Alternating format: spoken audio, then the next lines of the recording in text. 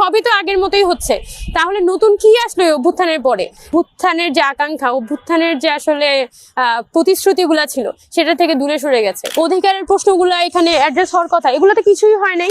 বৈষম্যবিরোধী ছাত্র আন্দোলনের মুখপাত্র হিসেবে দায়িত্ব নিয়েছিলাম যাতে এই কোশ্চেনগুলোকে আমি অ্যাড্রেস করতে পারি। সাধারণ যে ছাত্র জনতা যারা এই অভ্যুত্থানটা করেছে এবং ওই যে তার যে পলিটিক্যাল এজেন্সি, তার যে একটা ড্রিম ছিল, এটাই অভ্যুত্থান পরবর্তী সময় অ্যাড্রেসড হয়নি। একটা রাজনৈতিক দল তৈরি করা তো আসলে আমাদের অভ্যুত্থানের আকাঙ্ক্ষা ছিল না। এখানে তো আসলে আমাদের জনজীবনের যে দৈনিক সমস্যাগুলো সেগুলো অ্যাড্রেস করাও তো আমাদের একটা বড় লক্ষ্য ছিল। তো আমি যখন অভ্যুত্থান পরবর্তী সময় বৈষম্যবিরোধী ছাত্র আন্দোলনের মুখপাত্র হিসেবে যুক্ত হই, তখন কিন্তু আমার লক্ষ্য ছিল দুইটা।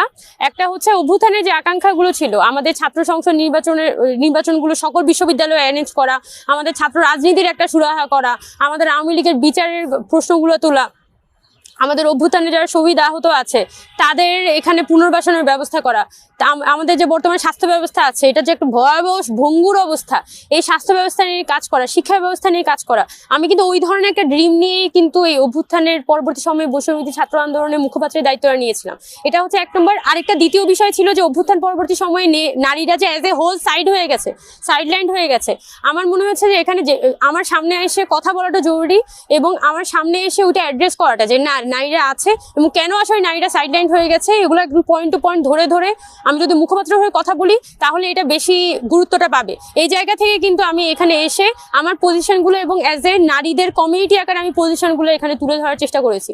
কিন্তু আপনি যদি দলের কথাটা বলেন, আমার মনে হয়েছে যে আমি অভ্যুত্থানের যে একটা আকাঙ্ক্ষা ছিল, অভ্যুত্থান তো আসলে অনেকগুলো সমস্যা একসাথে সমাধান করে ফেলার কথা, কিন্তু আমরা যদি মন্ত্রণালয়গুলোতে দেখি সেখানে তো ঠিকই আপনার বদলি বলি তদবির হচ্ছে, বিনিয়োগ হচ্ছে, নিয়োগ বাণিজ্য হচ্ছে, সবই তো আগের মতোই হচ্ছে।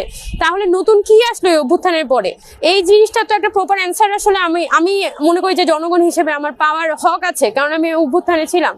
আমি যদি আমার ইউনিভার্সিটির দিকে তাকাই, এই ঢাকা বিশ্ববিদ্যালয়ে আজকে থেকে 2 বছর পরে যদি আরেকটা হচ্ছে আপনার নির্বাচন হয়, তখন জাতীয় নির্বাচন হয়, তখন যে আবার হলগুলো পুনর্দখল হবে না সেটা কি কোনো গ্যারান্টি আছে? আমরা কিন্তু চেয়েছিলাম ইউনিভার্সিটি যাতে একদম লিখিতভাবে করে যে ছাত্র রাজনীতি এই ফর্মে সংস্কার হবে। এবং আমি বারবার করে কিন্তু বলেছিলাম যে সকল ছাত্র সংগঠনগুলোকে নিয়ে, সাধারণ স্টুডেন্টদেরকে নিয়ে আপনারা সংলাপ করেন, আপনারা ডিবেটের আয়োজন করেন, আপনারা সব স্টুডেন্ট সেখানে পার্টিসিপেট করুক, যার যা মতামত সেটা দিক। আমাদের যে ছাত্র সংগঠনগুলো আছে তাদেরকে যাতে তারা অ্যাকাউন্টেবল করতে পারে, তাদের সাথে মুখোমুখি দাঁড় করান স্টুডেন্টদেরকে। এটা কিন্তু প্রশাসনের একটা দায়িত্ব ছিল, প্রশাসনের একটা এখতিয়ার ছিল। এবং আমি কিন্তু চেষ্টা করেছি ব্যক্তিগত জায়গা থেকে এই কোশ্চেনগুলোকে অ্যাড্রেস করার, যে ঢাকা বিশ্ববিদ্যালয়ে ছাত্র রাজনীতি ফরম্যাট হলে এটা কিরকম হবে।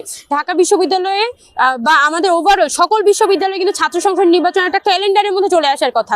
বছরের অমুক দিনে হচ্ছে ছাত্র সংসদ নির্বাচনটা আয়োজন হবে এবং পুরো ক্যালেন্ডারটা ডাকসু বলি সকল ছাত্র সংসদের যে ক্যালেন্ডারটা সেটা ওই একটা ডেটকে ধরে হচ্ছে যে অ্যারাউন্ড রিভলভ করবে। তো এই যে সমস্যাগুলো সমাধান হওয়ার কথা, এখানে যে ছাত্রদের যে অধিকারের প্রশ্নগুলো এখানে অ্যাড্রেস হওয়ার কথা, এগুলো তো কিছুই হয় নাই। আমি তো এই ধরনের কিছু দেখি নাই। অন্তত আমি যদি ঢাকা বিশ্ববিদ্যালয়ে দেখি, আমি একদম প্রথম এক্সপেকটেশন, আমি তখন জুলাই গণপরিষদের একটা আলোচনায় গিয়েছিলাম, পরে মঙ্গলবারের গল্প সপ্তাহের কেমন বিশ্ববিদ্যালয় চাই নামে একটা আলোচনায় গিয়েছিলাম। ওখানে আমি আমার একটা কথা বলেছিলাম যে আমি চাই যে ঢাকা বিশ্ববিদ্যালয় একটা রাজনৈতিক বিশ্ববিদ্যালয় থেকে একটা একাডেমিক বিশ্ববিদ্যালয় হোক। 1971 সাল পরবর্তী সময়ে ঢাকা বিশ্ববিদ্যালয় কিন্তু একটা বড় সুযোগ ছিল, এখানে একটা রাজনৈতিক বিশ্ববিদ্যালয় থেকে ওর যে একটা রাজনৈতিক বিশ্ববিদ্যালয় শুধুমাত্র মিছিল করে যাওয়ার যে একটা তকমা, সেই তকমাটা যাতে ঘুচুক এবং ঢাকা বিশ্ববিদ্যালয় যাতে একটা তার একাডেমিক দিকে যাতে ফোকাসটা করতে পারে। কিন্তু আপনি যদি ঢাকা বিশ্ববিদ্যালয়ের বর্তমান পরিস্থিতি দেখেন, এখানে নিয়োগগুলো যদি হয় এটা কিন্তু একই ধরনের পলিটিক্যাল বিবেচনাতেই নিয়োগগুলো হচ্ছে। তো স্বাভাবিকভাবেই আমার মনে হয়েছে যে ওই কোশ্চেনগুলার কোনো প্রকার সুরাহা করা ছাড়া আমি মনে করি না যে কোনো রাজনৈতিক দলে আমি এখনই যাইতে চাই। আমি ছিলাম ওই ছাত্র সংগঠন থেকে, আমি অব্যাহতি নিয়েছিলাম যাতে আমি এই কোশ্চেনগুলোকে অ্যাড্রেস করতে পারি এবং বৈষম্যবিরোধী ছাত্র আন্দোলনের মুখপাত্র হিসেবে দায়িত্ব নিয়েছিলাম যাতে এই কোশ্চেনগুলোকে আমি অ্যাড্রেস করতে পারি। এবং আমি এখনো পর্যন্ত এইগুলোকে অ্যাড্রেস করে যাচ্ছি, প্রশাসনের সাথে যদি কথা বলার সুযোগ সেটা করছি।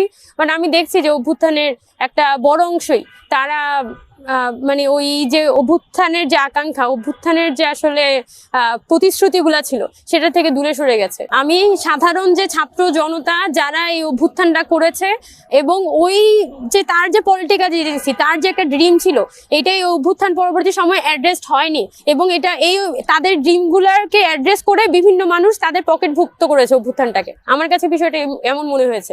তো এটাকে বরং অ্যাড্রেস করা, সাধারণ মানুষের প্রতিনিধিত্ব হিসেবে থাকা এবং সাধারণ নাগরিক যারা তাদের যে সমস্যাগুলো সেগুলোকে অ্যাড্রেস করাটা আমি মনে করি যে আমার এই মুহূর্তে একটা বড় কর্তব্য। সেটা আমি দলের মধ্য থেকে এই মুহূর্তে করতে যাচ্ছি না, যেটা কোনো ধরনের পলিটিক্যাল অ্যাফিলিয়েশনের মধ্যে থেকে করতে যাচ্ছি না। পলিটিক্স দরকার আছে, যারা আমাদের ভাইরা পলিটিক্সে গেছেন, বাংলাদেশে একটা বড় ধরনের রাজনৈতিক নতুন রাজনৈতিক দল আসার প্রয়োজন আছে, এটা সঠিক। কিন্তু অভ্যুত্থানের কি হইলো? অভ্যুত্থানের পরবর্তী রাজনৈতিক আকাঙ্ক্ষাটার কি হইলো? এটা কি শুধুমাত্র হচ্ছে যে রাজনৈতিক দলগুলোর পারস্পরিক সংঘর্ষের মধ্যে দিয়ে অভ্যুত্থান বিলীন হয়ে যাবে?